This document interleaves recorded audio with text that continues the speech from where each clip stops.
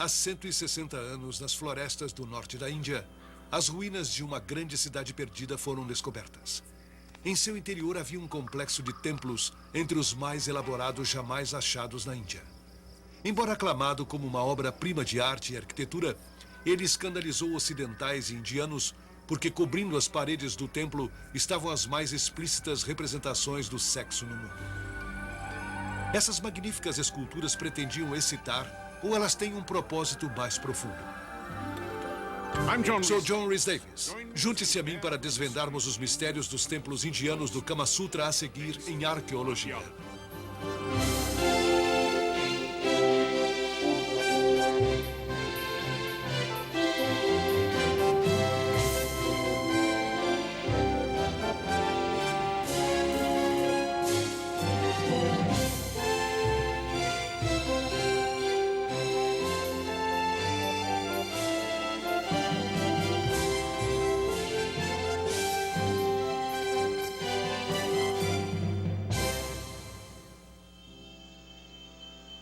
Os templos do Kama Sutra.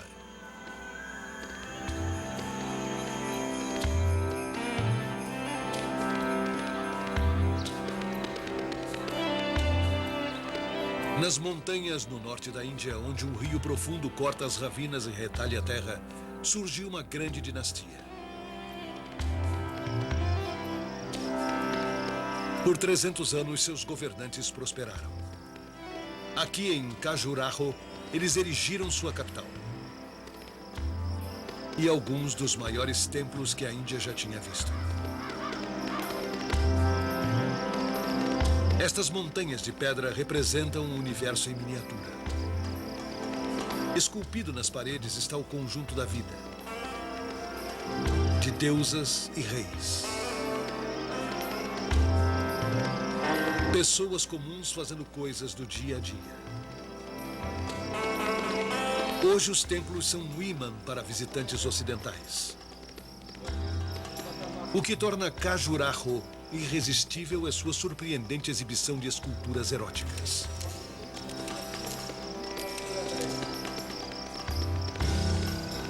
Corajosamente exposta está cada união imaginável, uma demonstração da ginástica sexual medieval. Esculpidas há 1000 anos, estas esculturas ainda mantêm o poder de chocar, de embaraçar e de estimular. Há 100 anos, quando estes templos foram descobertos, um segundo notório trabalho do erotismo indiano foi revelado ao Ocidente. Em 1883, surgiu a primeira publicação secreta do Kama Sutra, Os Princípios do Amor. Com precisão meticulosa, quase clínica, o livro cataloga cada tipo de união sexual. Na atmosfera sexualmente repressiva da era vitoriana britânica, o Kama Sutra foi abertamente condenado. Mas ele logo se tornou um dos livros mais pirateados da língua inglesa.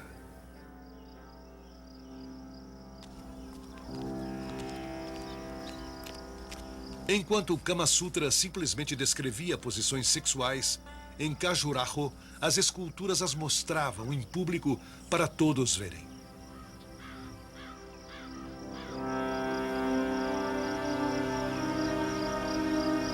Sua presença neste lugar dos mais sagrados intrigou tanto os indianos quanto os ocidentais.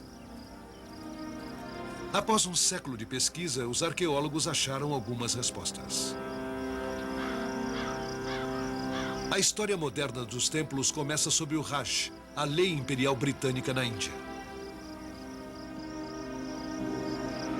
Em 1852, o major-general Alexander Cunningham, dos Engenheiros Reais, visitou Khajuraho.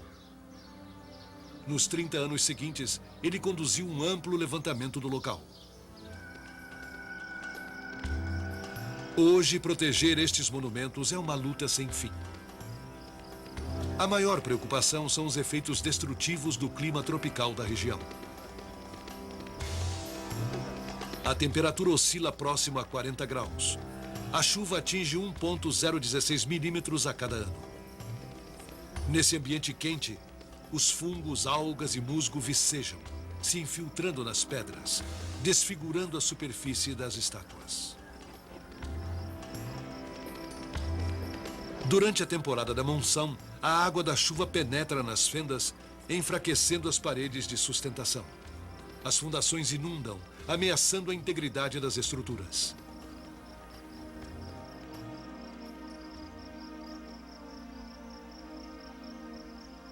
Em Khajuraho, a construção do templo coincide com a construção das catedrais góticas na Europa.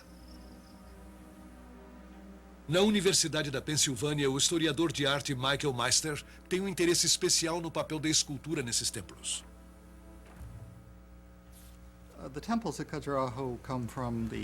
Os templos de Khajuraho vêm dos séculos 10 ao 12, em um período em que a arquitetura na Índia havia se tornado barroca. Mas a proliferação de esculturas no templo é parte do seu significado, o que faz o templo um modelo do cosmo, de como o mundo foi criado e qual é a diversidade do mundo. Em Khajuraho, os grandes templos ficam em uma plataforma alta. O chão da plataforma representa o mundo divino.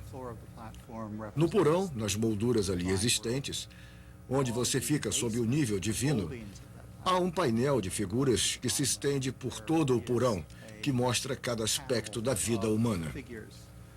Há soldados, há reis, há operários escavando pedras para o templo. Há uma tentativa nesses 300 metros de escultura de representar o nosso mundo, o mundo da Índia medieval, e não o mundo divino.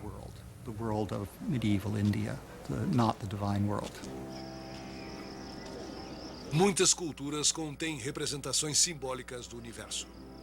Mas apenas na Índia há tanta ênfase no erótico. Através dos anos, muitas explicações foram tentadas. Seu propósito seria puramente religioso? Um teste ao celibato dos monges tentando-os com os prazeres da carne? Seria comercial para atrair peregrinos anunciando as prostitutas do templo? Ou as estátuas servem como um manual de como fazer? Os templos foram construídos em uma época de declínio populacional. Uma coisa é certa. Na Índia, o sexo e a religião sempre estiveram entrelaçados. Em Khajuraho, ainda estão.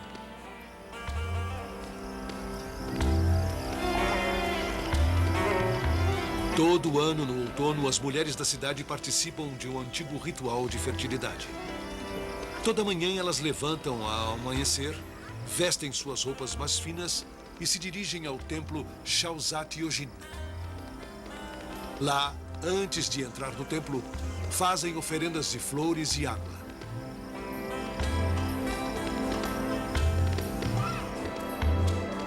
As virgens pedem um homem bom para marido.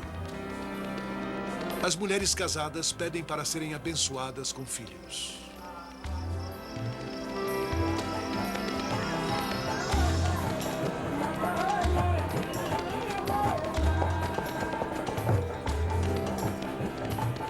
À noite, as mulheres se reúnem para celebrar a feminilidade. Este é o festival de Durga, a deusa da fertilidade na Terra. E uma poderosa matadora de demônios. Presentes com arroz pedem sua ajuda para estabelecer e manter casamentos produtivos. Basicamente, é a religião a serviço da fertilidade.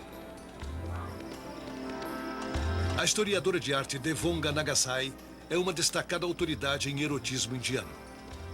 Ela descobriu que as deusas da fertilidade, o aspecto sexual da religião, tem raízes antigas na Índia.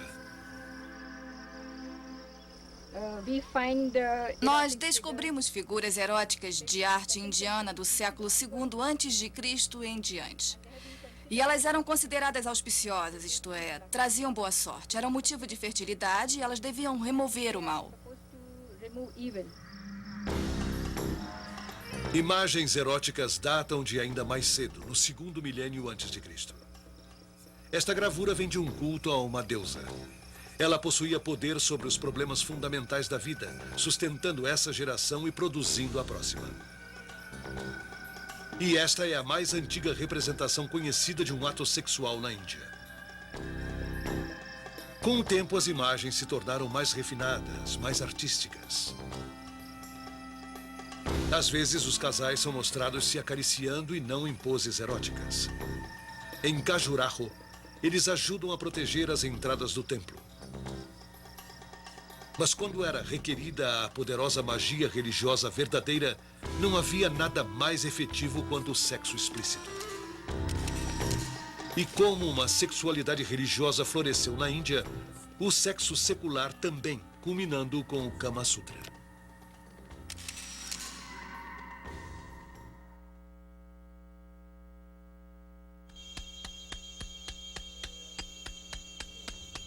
Há 1.600 anos, quando a Índia estabeleceu as rotas de comércio entre Oriente e Ocidente, sua classe mercantil desfrutou de uma riqueza sem precedentes.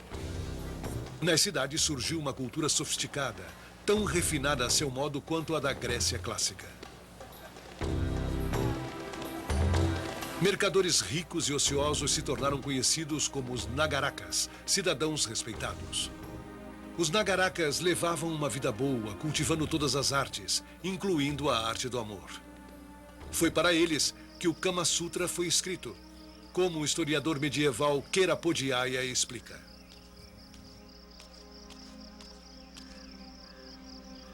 Kama Sutra is a text written in O Kama Sutra é um texto escrito em diferentes capítulos, que mostra como um homem deve se relacionar com a dimensão do amor físico em sua vida. O Kama Sutra foi compilado no século IV d.C. por Malinaga Vatsyayana, um estudioso, um homem sábio e muito humano. Ele instrui os jovens em assuntos de interesse universal, como ter satisfação e vidas sexualmente plenas. Ele diz aos homens como serem bons maridos e às mulheres como serem boas esposas. Ele escreve sensivelmente sobre criar confiança em uma moça, introduzindo-a ao sexo. As mulheres, sendo de natureza delicada, querem um início delicado. Ao mesmo tempo, Vatsyayana dá conselhos sobre como penetrar em um harém. Ele não aprova, mas mostra como não ser pego.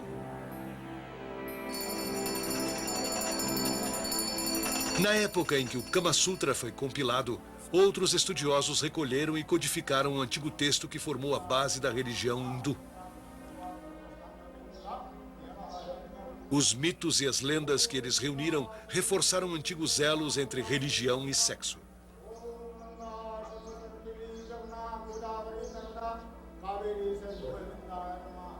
Hoje, os indianos veneram centenas de deuses diferentes. Entre os mais importantes está Shiva, parte da Santíssima Trindade hindu.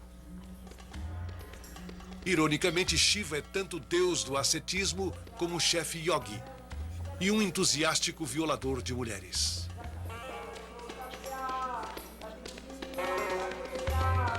Seu símbolo é o linga, um falo sempre ereto.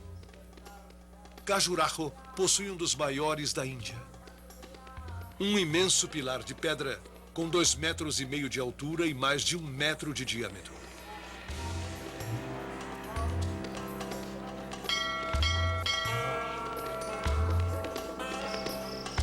A origem do símbolo é contada em uma história ensinada a todas as crianças indianas. Uma vez, como conta a história, Shiva encontrou um grupo de sábios que não conhecia sua verdadeira grandeza. Transformando-se em um yogi nu e sujo, ele seduziu suas esposas. Furiosos, os sábios prenderam Shiva e o castraram. No momento em que seu pênis caiu ao chão, a luz do universo se apagou. Os sábios perceberam o seu erro e imploraram a Shiva para trazer a luz de volta. Shiva concordou com a condição de que daí por diante eles o venerassem na forma de seu falo, o linga. Ele permanece sempre ereto, porque entumece poderosamente. Shiva nunca derrama seu sêmen. Em Khajuraho, quem construiu os templos de Shiva e outros deuses e por quê? A pesquisa moderna está revelando que as respostas envolvem uma quixotesca mistura de poder, religião e sexo. A 65 quilômetros ao norte de Khajuraho, ficam as ruínas de um magnífico complexo palaciano, que foi o lar de uma poderosa dinastia, a dos príncipes Chandela.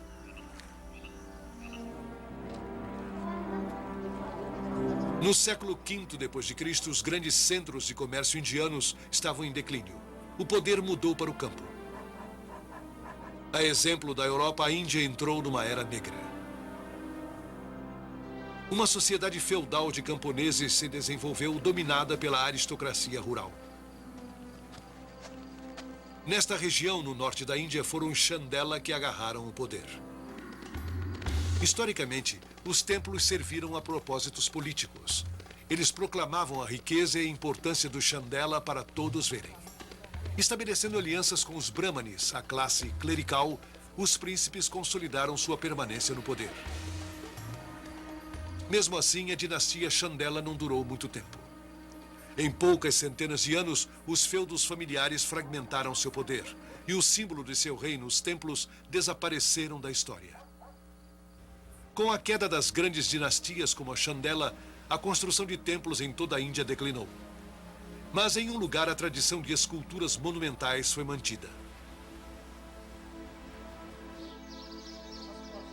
Na Faculdade de Arquitetura e Escultura perto de Madras, no sul da Índia, os alunos aprendem o significado dos temas da antiga Índia.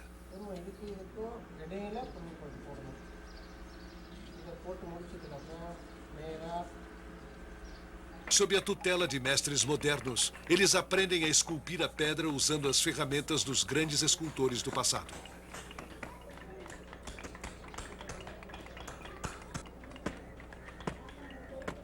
Além da escola, uma colônia de ocupados escultores floresce.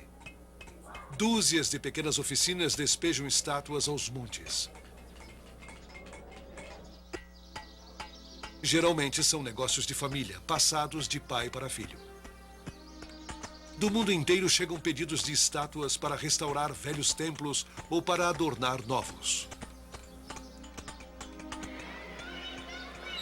No século X, quando começou a construção de templos em Khajuraho, o talento dos escultores na Índia estava alcançando o auge.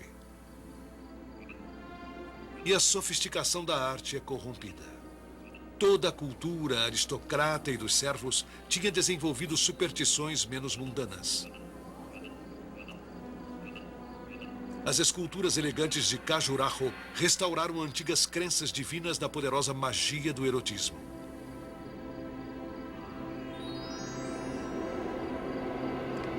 E também o renascimento da prática de outro ritual: danças do templo.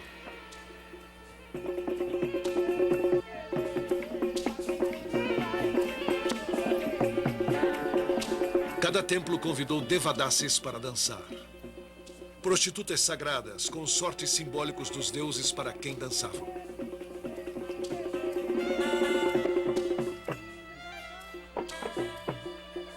Durante o período dinástico, eles também praticavam atos sexuais reais com reis e sacerdotes.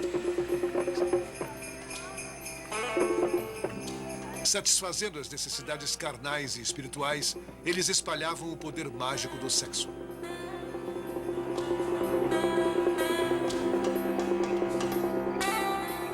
Em Khajuraho, esculturas eróticas desenvolveram um novo papel. Os templos consistiam em duas partes. Uma área pública ligada ao santuário interno por uma estreita passagem. Essa passagem é onde o humano encontra o divino. É aqui que ficam as esculturas eróticas. Michael Meister. Essas imagens foram postas de novo em um lugar que, nos primeiros templos, não tinha significado particular. Elas não estão nas paredes centrais do templo. Elas não estão nos cantos do templo. Elas só ficam naquela parede de conexão que une o lugar do homem e o lugar do Deus. É como se a colocação desse tipo de imagem naquela parede representasse a união do mundo do homem com o mundo de Deus.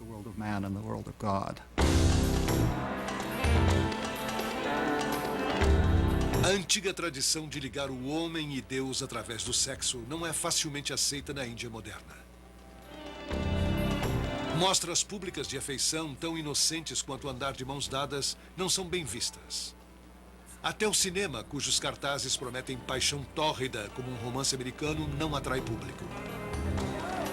O mocinho e a mocinha não podem nem se beijar. Os lábios podem franzir com desejo, mas não devem se tocar. Parece paradoxal para uma cultura que venera diariamente um falo ereto e que também produziu o Kama Sutra. A Índia moderna é profundamente ambivalente sobre as estátuas eróticas de Khajuraho. Embora orgulhosa de seu empreendimento artístico e alegre pelos dólares do turismo que atrai, a sociedade ao mesmo tempo cresceu até mais melindrosa do que era sobre o Raj britânico.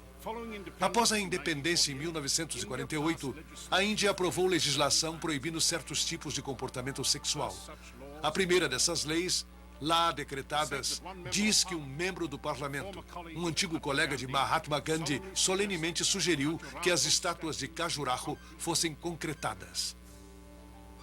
Talvez não devêssemos nos surpreender pelas esculturas ainda estarem cercadas pela controvérsia, porque seu poder, seja mágico, religioso, artístico ou sexual, permanece tão forte como era há 1000 anos.